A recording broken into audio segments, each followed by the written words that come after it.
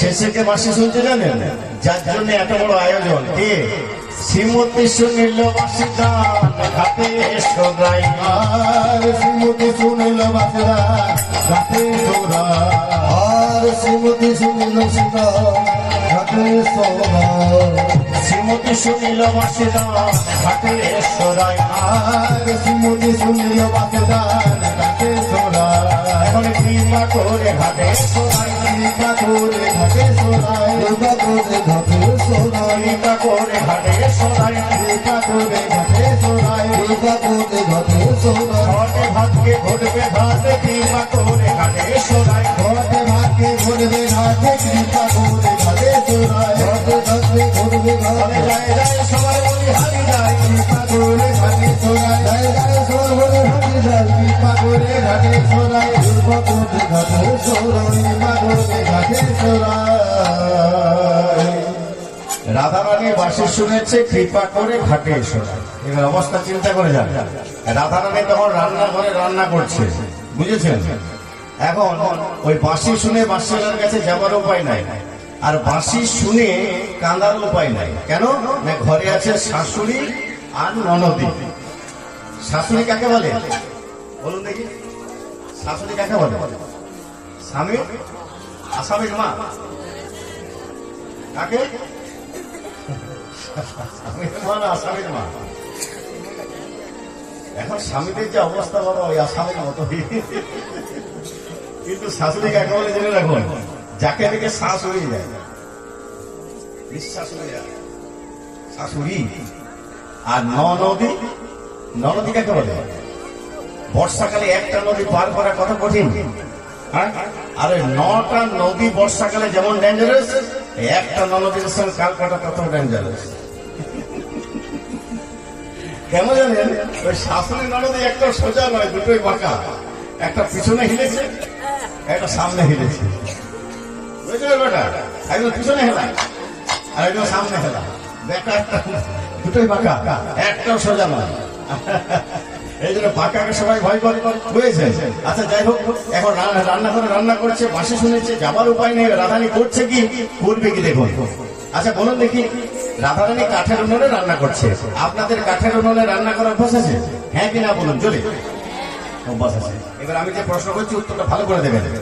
ধরুন উনান শুকনো, কাঠ শুকনো, উনানটা ধোধো করে জ্বলছে, সাথে সাথ ধোঁয়া করতে পারবেন? হ্যাঁ? আমি বলছি উনান শুকনো, কাঠ শুকনো, উনানটা ধোধো করে জ্বলছে, ধোঁয়া করতে পারবেন? মা বলছে যে জল ঢেলে দিলে হবে না, অভ্যাস আছে। অভ্যাস ছাড়া বলতে পারবে না, অভ্যাস না থাকলে বলতে পারবে না, এত সোজা নয়। তবে হাসি ঠাট্টার ব্যাপার নয়, রাধারানী কিন্তু আজ এটাই করেছে। রাধারানী আজকে এটাই করেছে, বাঁশি বাজছে, যাবার উপায় নেই, কাঁদার উপায় নাই। রাধারানী শুকনো কাঠটাকে জলে ভিজিয়েছে, শুকনো কাঠটাকে জলে ভিজিয়ে উনুনে দিয়ে দিয়েছে। এবার উনুনে যদি ভিজে কাঠ দেয় কি হবে? এবারে যদি রাধারানী জটিলা কুটিলা কাঁদতে দেখে কি মনে করবে? ধোঁয়ার জন্য কাঁদছে। এই জটিলা কুটিলাকে সবাই কৃষ্ণ বিবাদীকে বলে, কিন্তু আসলে না। কেন জানেন?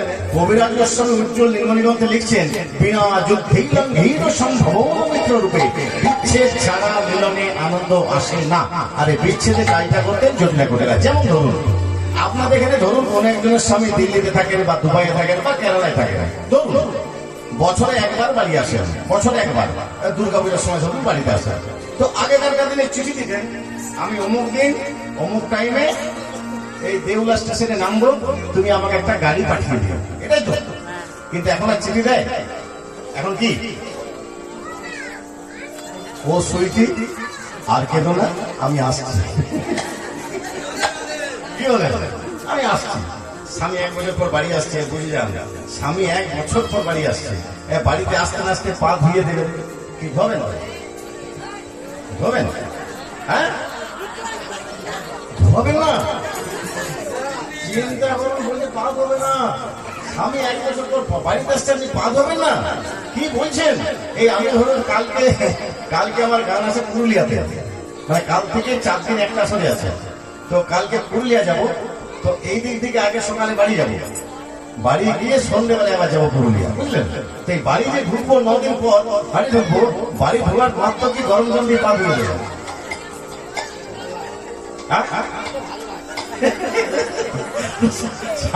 স্বামী 1 বছর পর বাড়ি যাচ্ছে, পা ধোবেন না?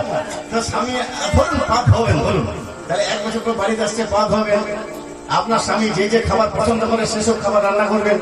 আপনার স্বামী যে রঙটি পছন্দ করে সেই রঙের একটি শাড়ি করবেন। স্বামী যা বলবে তাই। কিন্তু ধরুন এবার উল্টোটা ভাবুন, সেই স্বামী দিল্লিতে না পেরে যদি 24 ঘন্টা বাড়িতেই থাকে আর কোনো কারণে বলে দাও এক গ্লাস জল দাও, সারাদিন বাড়িতে বসে বসে করছে, যাও দিয়ে খাও। মানে অর্থটা কি দাঁড়ালো যে বাইরে থাকলে 1 বছর পর বাড়ি এলে তাতে ভালোবাসাটা জমে, আর সবসময় কাছে থাকলে ভালোবাসাটা ফিকে হয়।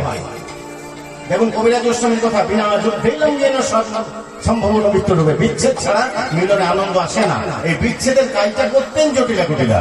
এই জন্যে আমার মনে হয় জটিলা কুটিলার মতো বড় ভক্ত পৃথিবীতে আর নাই। কিন্তু রাধাকৃষ্ণের প্রেমকে লীলাপুষ্ট করার জন্য জটিলা কুটিলাকে কৃষ্ণ বিবাদী করা হয়েছে। এবারে দেখুন এখানে আমি এই কথাটা আসছি একটু পরে। কেন আসছি দেখুন, আমি যখন 20 বছর আগে আপনাদের আসলে এসেছিলাম, কতগুলি ছেলে কিন্তু বাচ্চা বাচ্চা ছিল, এই ছোট ছোট ছেলে, ওই তো 6 বছর 7 বছর 5 বছর বয়স ছিল।